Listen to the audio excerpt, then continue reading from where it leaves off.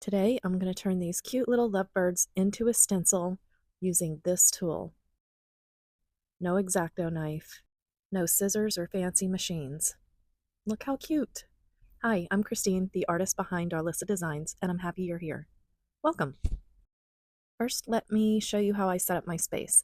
This fan is a fan that I got to sit on my nail table. I'm a nail tech, and it takes the dust and the fumes and filters it through a filter that's inside. And this is just a cheap little wood burning soldering tool that I got probably from Michael's or Amazon. I'll put a link to it in the description below. Although last time I looked, they didn't have the exact one, but any one will do with the soldering tip on it. I'll show you that in a few minutes. And of course, I have my coffee. So it's very important. It's a necessary tool. I'm taping down a piece of acetate. I've just cut a 12 by 12 into 4 pieces, and I'm taping it down to a piece of glass. It doesn't have to be anything fancy. It can be a piece of glass from a picture frame. And then print out some simple designs or patterns, and I suggest something very simple to start. These are examples, and you see the negative and the positive. If you cut them out, and cut is not really the best word for this, I don't know what you would say, but if you get a clean outline around what you're creating, you can get a positive and a negative. So in this case, I took the positive, or the bird, and laid it down and did a gold halo around the edges. And then I lifted it up and put the stencil down and lined it up, and I did the white part. And then I went back and kind of smoothed it out and softened it with a little bit of light gold in the body. We'll get to some of these more difficult stencils in another video, but today I wanted to start out with something really simple. Although there's one little trick that you have to learn to wrap your head around. I don't know, maybe it's easier for everyone else, but you'll see in a minute that there's something that you have to keep in mind when cutting out things like these hearts with the middle. If you want to keep the middle inside the heart, I'll show you in a few minutes. So I taped the acetate to the top of the glass, and I'm putting the pattern that I'm going to trace around underneath the glass. I say it like you need to hear that step by step. You don't. I do, because I'm constantly forgetting to put the pattern under the glass, and sometimes I put it under the acetate, which works, but it makes it difficult because then you have to peel the pattern off of the paper and the paper tears. Don't do that. I did it in my first video, if you remember, if you've seen it.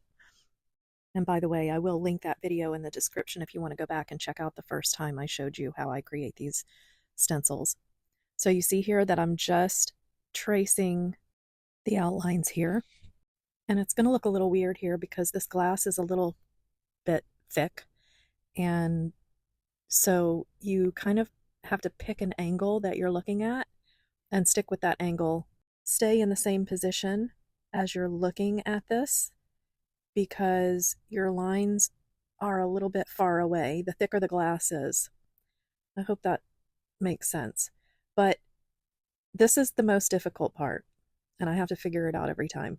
If you want the middle of that heart to stay in there, and you only want the outline of the heart like it is on this paper, you have to create a space where the inside is still connected to the outside. You've probably seen that in stencils that you buy. For example, the numbers, because you need to keep certain parts like the inside of the 0, you have to create a tab to hold the inside to the outside. So it's not really that difficult. It's the most advanced part of this stencil I'm creating today. And you see how my line is off of where you see the actual line on the paper. My head is tilted at an angle where I'm on the line. So it's hard to show you that here, but you can figure it out if you just start doing simple patterns like the solid hearts where you don't have to worry about this, and then you see I'm creating that little tab, and you'll see it a little bit better when I pop that inside out. You can use the soldering tip, which I don't think I showed you before, but it's just the soldering tip that comes with these wood burning tools, that sharp point that you see there.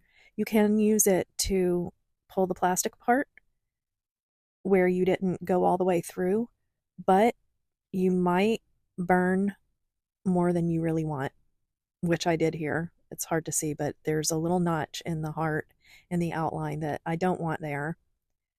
So sometimes what you love is the part that you hate. I love that these look handmade and that they're not like anything that you can buy in the store. I can customize them any way I want, but there are little parts that aren't perfect, which is good, but sometimes it's not what you want. So, but the cool thing is this stuff is pretty cheap to do, and the more you do it, the better you get. And so sometimes I'll just either give away the ones that I'm not happy with and just do it again. You see that little notch there? I don't like that, so I'm probably going to go back and do this again. Or I'll just use part of the stencil and not the other part. If you're really, really unhappy with it, just do it again. Okay, hopefully you can see this, but the middle piece is still in there. I just went and cut out the outline, and then you see that it's attached on either side by just a little piece that I didn't follow through with the tool on the outline. So that's the most difficult part of this. The rest is just following the outlines and cutting out the hearts. If you want to start really simple, just do that. You can just go around the outline of these empty hearts and just do solid hearts for the whole thing, but I really liked the difference between the two different kinds of hearts.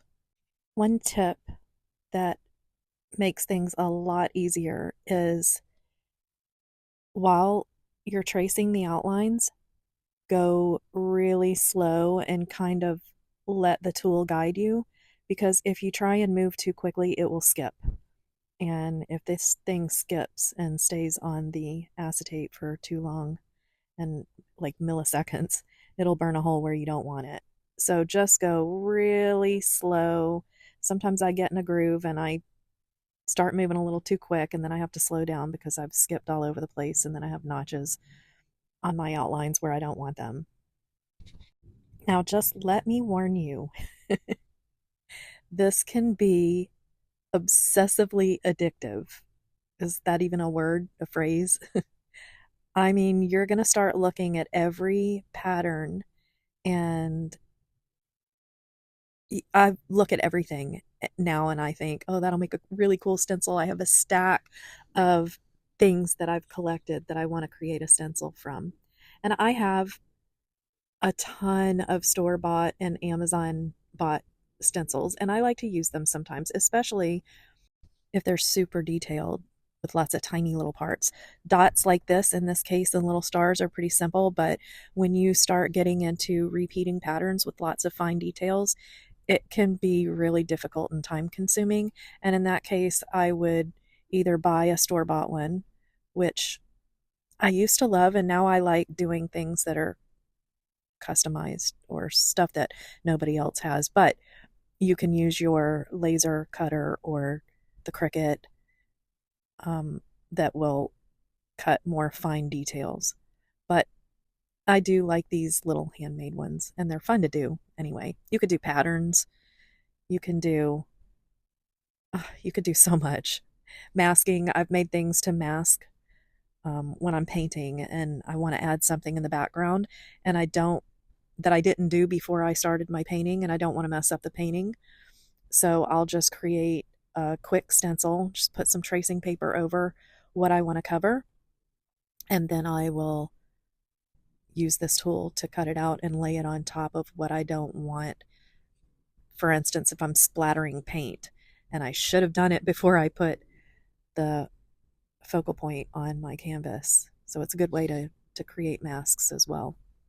In my last Masterboard Monday, I used a stamp that I created and carved myself, which I will do a video on soon. I already have a message from someone saying, how do you do that? But the carving is of a little bird, and I don't know why. I've never been obsessed with birds, but lately I'm obsessed with birds. And turns out it looks like birds are trending in art and crafty stuff right now. So perfect timing. And I am not going to show you in this video because one of the ways that I'm using these birds is for something I'll be sending out in the mail to some people in ATC swaps. So I don't want to give it away, but I also created some cute little signs using these birds with some really cool Dollar Tree finds that I found love written in letters in wood with hangers on them. And I've been wanting to decorate them, and they've been in my art room for a couple of years. So I can't put the link. I don't know if they have something similar now at Dollar Tree, but I love going to Dollar Tree and finding things that you can add your touch to. So anyway, I will show you those when they're done, but they won't be done before this video. I'll show you in an upcoming video. I filmed the whole process, by the way, so you'll see the whole video. Super cute, and they're going in my painted tree booth hopefully tomorrow or Saturday. I got to get them in because Valentine's Day is knocking at the door. And the ATCs that I'm talking about coming up in the swap that I use these two stencils on, I will show you those when they're done. And this time I jumped ahead of the mail and showed my ATCs before my friends got them. So sorry, ladies, for the spoiler alert, but they loved them anyway. So I'll try and hold off until they finally receive them this time. But I did use them from my Masterboard Monday from this past Monday. So I'll definitely give you an update on those. So you see between their little legs, there's a space. And if you're just going to cut these out to use the stencil part, you don't need to worry about that. But I'm going to try and save the positive, or the part that I'm cutting out now, because I like to use both pieces as a mask and as a stencil. Sometimes it works, sometimes it doesn't. They rip not easily, but they can rip especially if you're using an X-Acto knife like I am, it can slice into the plastic. So you want to be really careful. But as you can see here, I was successful. Any minute now, I'm successful. There you go. Of saving this mask part, or the positive piece. And I'm not going to worry about the tiny little hearts. There's a lot of things that I don't even bother saving. Skylar collects them. But what I do is, and I'll have to show you my binder. I have to dig it out because I haven't done these stencils in a while. But I punch holes in them and keep them in a binder. And then I put a little pocket folder in there for all these tiny little pieces. So when I want to go back and use the stencil or the positive side, they're both together. There you go. The two little birds came out pretty well. I'm happy with them. So if you want to see what I do with these stencils, you'll have to come back.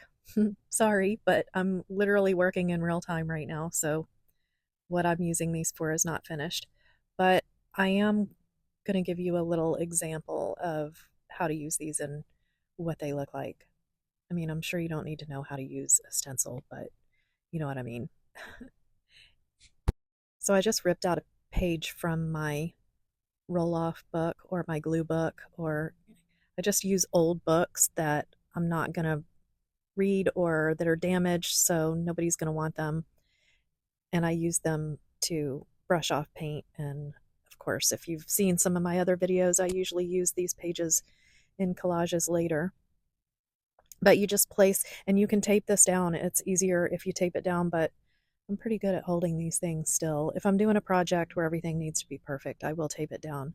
And I just have a stencil brush, and you just grab the paint, tap off most of it, and there you go. Sometimes there's little pieces, and you'll see this in the birds, where there's little pieces where the wings have a spot that's not attached to anything else, and I just kind of brush, like you see now I'm brushing in one direction so that I don't slide that around and get paint underneath. If you do, it's okay. Usually you can go back with a little paint and touch it up, but you want to be careful with those little pieces that you see.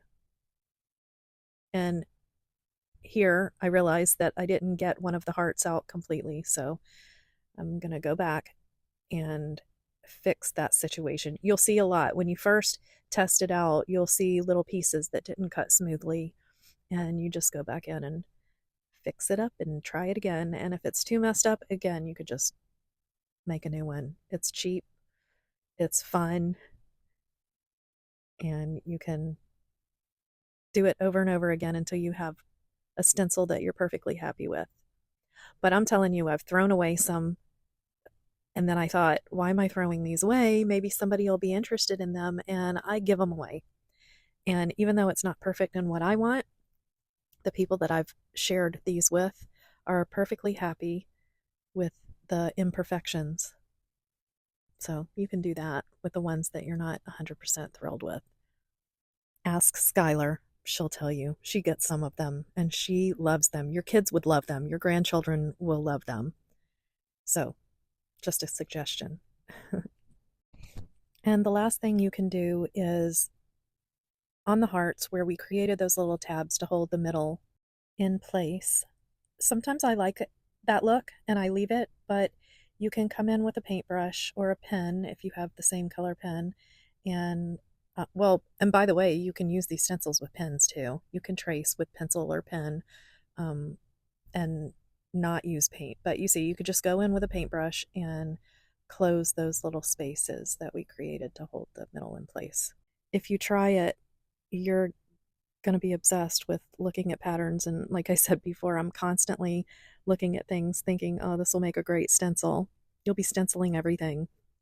And here is an example of some other stencils that I've made. The numbers one is interesting because I actually used stamps that I had to stamp on one side of the acetate, and then I flipped it over and traced what I stamped. And then the blue one that I just showed is just a quick pattern I did with pen and then cut it out. And then the last one is my all-time favorite. You see it gets a lot of use. So I hope you enjoyed today's video. I hope you have a great creative week coming up. I will see you on Monday again for Masterboard Monday and again on Tuesday for Tuesday tips. Thanks for watching.